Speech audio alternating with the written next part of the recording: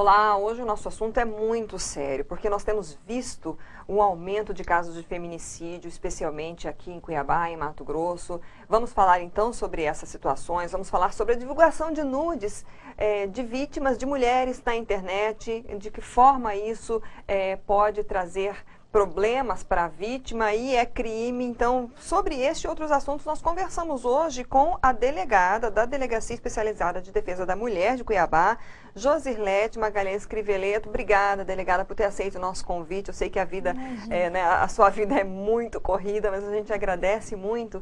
Eu já queria iniciar com os casos de feminicídio, né? A gente divulgou recentemente no site RD News que em Mato Grosso, no primeiro trimestre, foram 207 homicídios, 24 de mulheres, sendo 12 feminicídios. Para a gente esclarecer, o que é considerado, nesses casos, o feminicídio? Boa pergunta, Alice.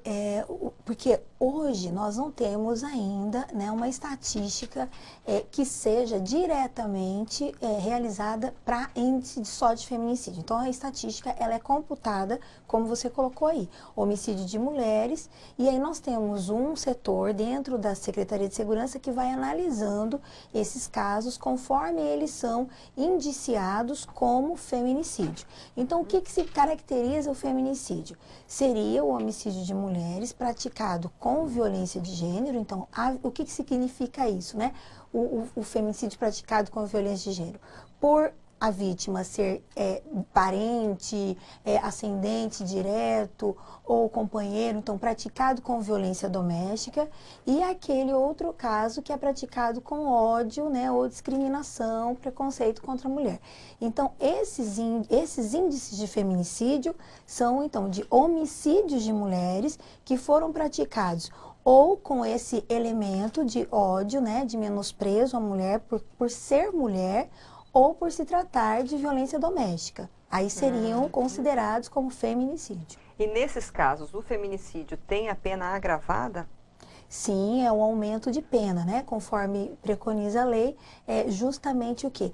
Para fazer com que essa punição desse autor, no caso, né, dele praticar um homicídio valendo-se do fato de estar mais próximo da vítima, como no caso da violência doméstica, a gente sabe hoje, pelas estatísticas, que o feminicídio íntimo, que é esse praticado dentro de casa, é o de maior índice do que aquele até praticado fora, né, da casa da vítima. Nós costumamos dizer que trabalhamos com a temática de violência contra a mulher, que hoje o inimigo se encontra dentro da casa.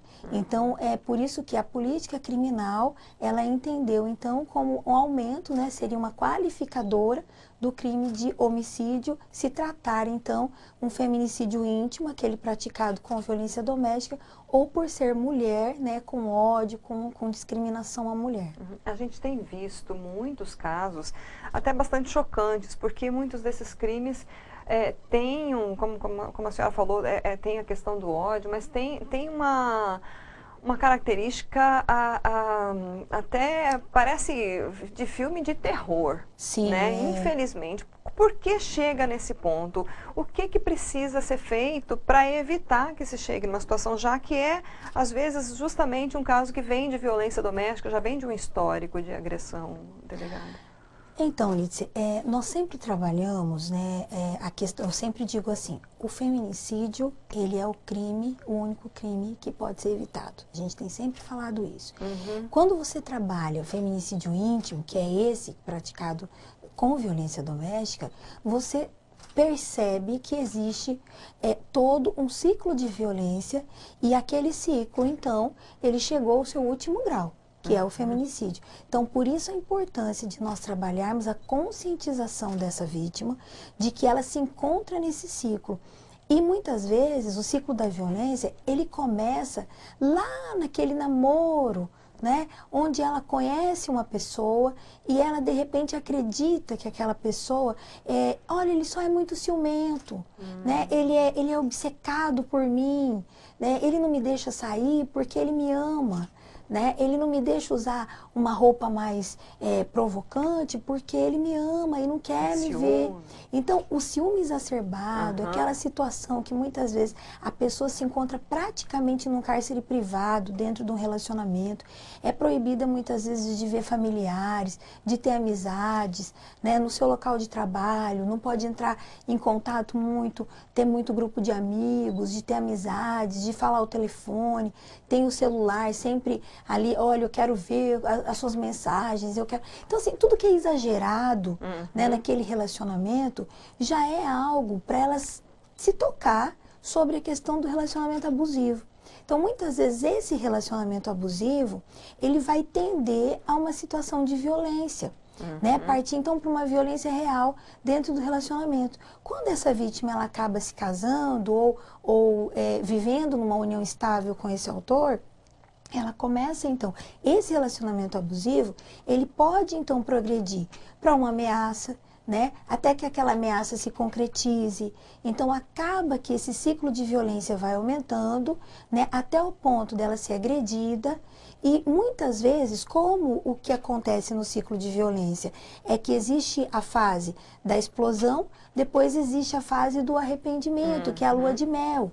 Então, como existe exatamente um ciclo, ela sempre acredita que vai mudar esse relacionamento. Quando ele pede perdão, naquela fase do arrependimento e da lua de mel, essa vítima ela tende a acreditar que vai haver uma mudança. Então, justamente por amar, por gostar, por acreditar, ela perdoa. E aí esse ciclo se repete. É por isso que nós não podemos julgar uma vítima de violência doméstica. Por que ela não denuncia? Porque ela se viu nessa situação de pensar, ele pode melhorar, ele pode mudar. Quem é que não acredita que o outro pode mudar, principalmente quando você ama, né? Então, esse ciclo vai se repetindo até o ponto que essas lesões vão se tornando graves e um determinado momento ele pode explodir e realmente partir para algo muito maior que chega ao feminicídio. Existem muitos casos, por exemplo, também da vítima ser dependente financeiramente né, do agressor e também por causa dessa questão não conseguir, digamos, se libertar desse relacionamento? Sim, Lídice. Infelizmente, quando nós tratamos de violência doméstica, a gente precisa entender que é uma situação complexa. Não podemos diagnosticar, olha, o que leva uma pessoa a não denunciar. São vários fatores, né? N situações. Cada situação é diferente da outra. Nós atendemos na Delegacia da Mulher cerca de 15 a 20 mulheres por dia. A temática é a mesma, violência contra a mulher, mas cada uma tem a sua história, cada uma tem um contexto. Então não tem como você determinar, esse é o fator que fez com que essa vítima não denunciasse. Então nós temos aí a vulnerabilidade econômica, e isso muitas vezes impede essa vítima, e nós estamos tratando também não só da questão econômica em si, mas precisamos entender que tem mulheres que vivem naquela situação de extrema pobreza, né, que tem muitos filhos, que se ela, de repente, decide denunciar, ela precisa retomar a vida com esses filhos, né? Nós temos vítimas que têm 4, 5 filhos, crianças de 1, 2 anos, de meses. Como que essa vítima vai trabalhar? Né? Olha, é fácil a gente dizer, vai, denuncia, retoma a sua vida, seja feliz. Mas hoje em dia, como nós sempre dizemos, até para ela poder trabalhar, muitas vezes ela não tem o amparo do Estado com uma creche para poder colocar essa criança e ela iniciar a sua vida trabalhando. Então, moradia, como que ela vai, de repente, de uma hora para outra, né, romper esse relacionamento e, olha, eu vou alugar uma casa, eu vou, né, dar conta dessa família de 6 filhos. Então, é muito difícil hoje a questão da vulnerabilidade econômica. Mas ainda nos chama muita atenção a questão emocional, né? A dependência emocional da vítima ainda chama atenção.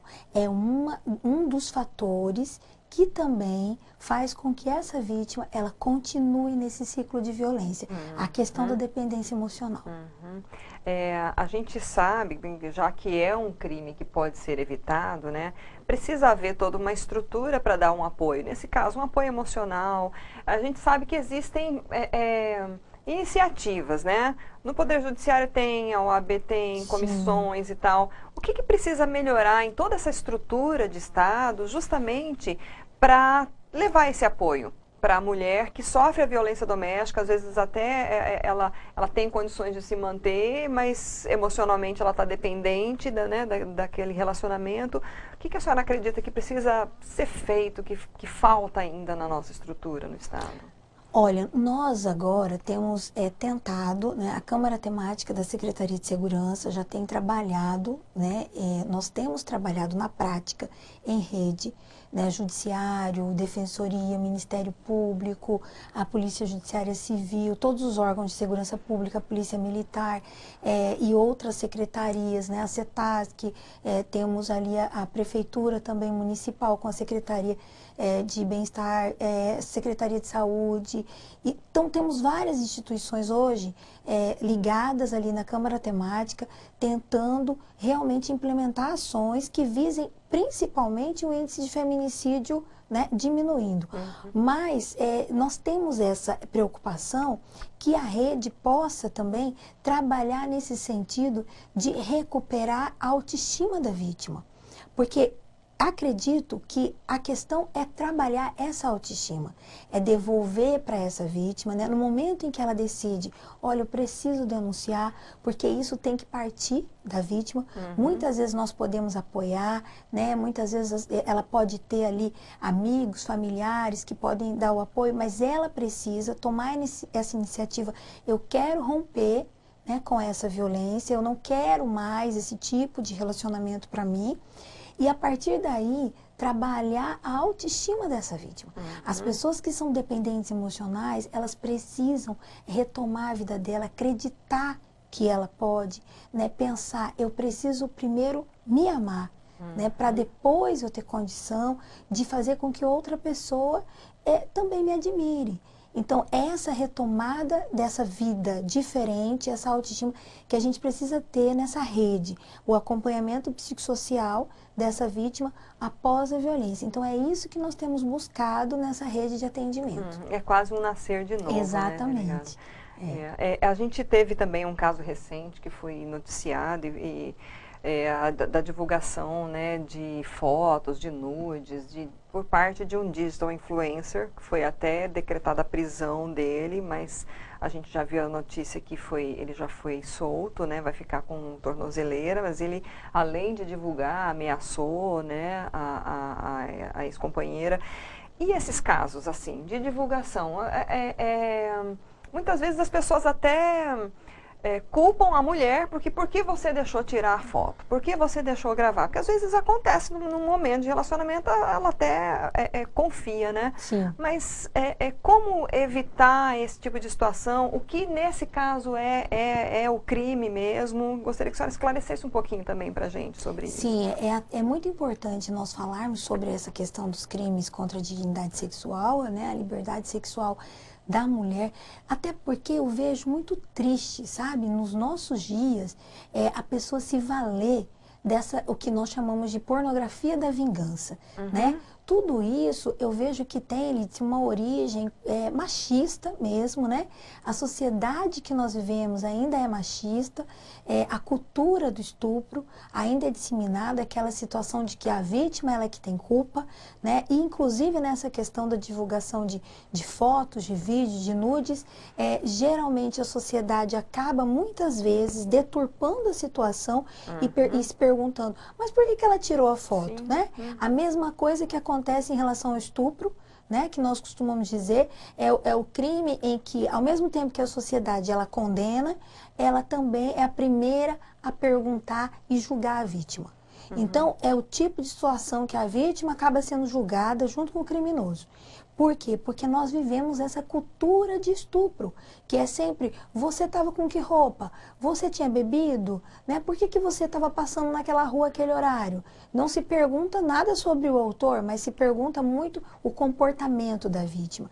E a partir da mudança da lei, deixou-se, o Estado agora, ele passa a ter, então, a função de fazer com que, porque o crime agora é de ação incondicionada. Então, o Estado passa a tutelar essa liberdade, por quê? Porque antes era a vítima que precisava representar. Registrar, né, o BO. Então, agora, a vítima, ela não tem mais a necessidade de se manifestar pela prisão, pelo processo penal contra esse agressor, contra esse autor. A ação é incondicionada. Então, a liberdade sexual da vítima agora, ela passa a ser, então, de ação tutelada pelo Estado. E essa questão é muito importante ser divulgada para que essas pessoas que hoje se valem dessa que a gente chama de pornografia da vingança, que é você pegar uma foto que você tem muitas vezes adquirida dentro do seu relacionamento. Quando você namora com a pessoa, vamos tirar uma foto aqui? Muitas vezes a pessoa pensa, é minha e sua. Né? É aqui, é entre eu e você.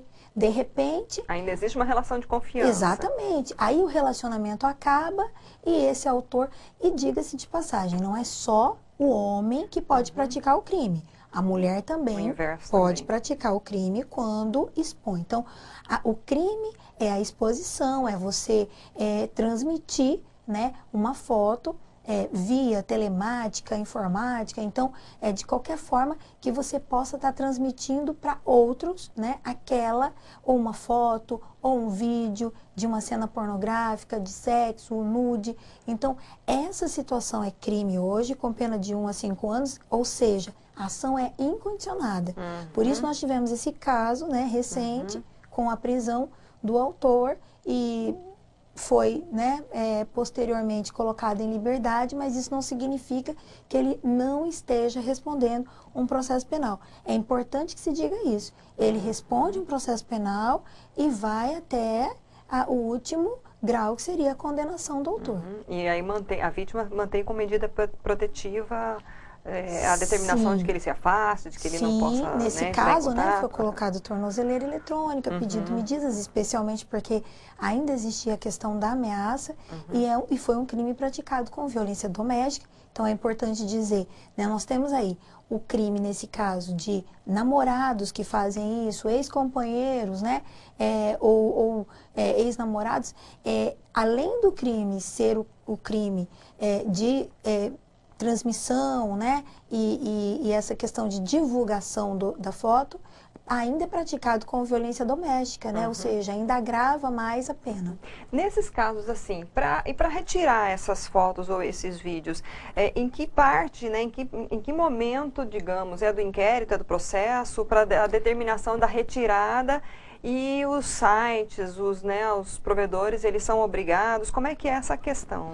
Aí nesse caso é realmente por decisão judicial para a retirada dos sites, né? Porque daí são por ordem judicial para que seja retirada. Agora, mas pode ser pedido com liminar antes da finalização desse processo? Sim, com certeza. Inclusive, algumas situações, esses sites, eles acabam até, por exemplo, no caso de Facebook, né? Que a vítima ela pode denunciar para que seja retirado, então, da página, né, da web. Nesses casos, ainda pode ser, inclusive, feito pela própria vítima. Bom, para a gente encerrar, então, delegada, acho que a gente teria assunto para uma manhã inteira, né, de bate-papo aqui, mas a gente espera que essa entrevista possa ajudar muita gente. Para a gente encerrar, eu queria que a senhora falasse um pouquinho de como é que está a estrutura. Vocês estão também com medidas protetivas por meio digital, né, a Polícia Judiciária Civil, como é que funciona? E qual seria uma mensagem final que a senhora deixaria aí para as vítimas, especialmente de violência doméstica, que podem culminar no feminicídio? Vou tentar ser resumida. né, nós estamos trabalhando, então, né, a primeira pergunta em relação às medidas protetivas é um sistema muito mais sério, que é o PJE, né, essas medidas elas são encaminhadas no mesmo dia, né, via online, online, então via o sistema que nós temos entre o Poder Judiciário e a Delegacia da Mulher. Esse sistema está sendo implementado já em funcionamento na Várzea Grande também, na Delegacia da Mulher de Várzea Grande, e o Poder Judiciário ele tem essa iniciativa de levar para o estado de Mato Grosso todas as delegacias da mulher, né? Então, é um sistema que realmente tem funcionado e hoje nós não temos mais tido problema com encaminhamento de medidas protetivas e recebimento pelo judiciário, que muitas vezes levava 5 dias para chegar na mão do juiz. Né? Hoje nós temos, né, online. A questão da Delegacia da Mulher, nós voltamos ao atendimento no horário, né, o período diurno, e funcionamos ali na Joaquim Murtinho, 789, bem na esquina, né, da Joaquim Murtinho com a subida ali da Dom Bosco. Então, é fácil o acesso, funcionamos de 8 ao meio-dia, de 2 às 18 horas, e nós temos o plantão, né, 24 horas para as vítimas de violência sexual, no caso de acolhimento da vítima, né? Então, os flagrantes ainda são feitos pelo plantão, mas o acolhimento da vítima, que é essa ida, né, que realmente é difícil para ela, ao IML, ao hospital, essa primeira oitiva é feito na Delegacia da Mulher. E eu gostaria, né, de deixar, eu acho que para todas as mulheres que sofrem violência, seja ela sexual, seja ela violência doméstica, muitas mulheres hoje sofrem violência sexual dentro de casa, né, porque nós temos os estupros praticados com violência doméstica, né, o que também ainda é muito difícil para a vítima, para ela denunciar. O meu recado a pessoa, ela precisa, a primeira coisa, ela entender que ela está vivenciando esse ciclo de violência. E é muito difícil esse ciclo de violência, ele simplesmente parar de acontecer sem que ela tome uma decisão para que isso realmente acabe. Então, ela precisa tomar a decisão e dizer, eu não aceito, eu não quero.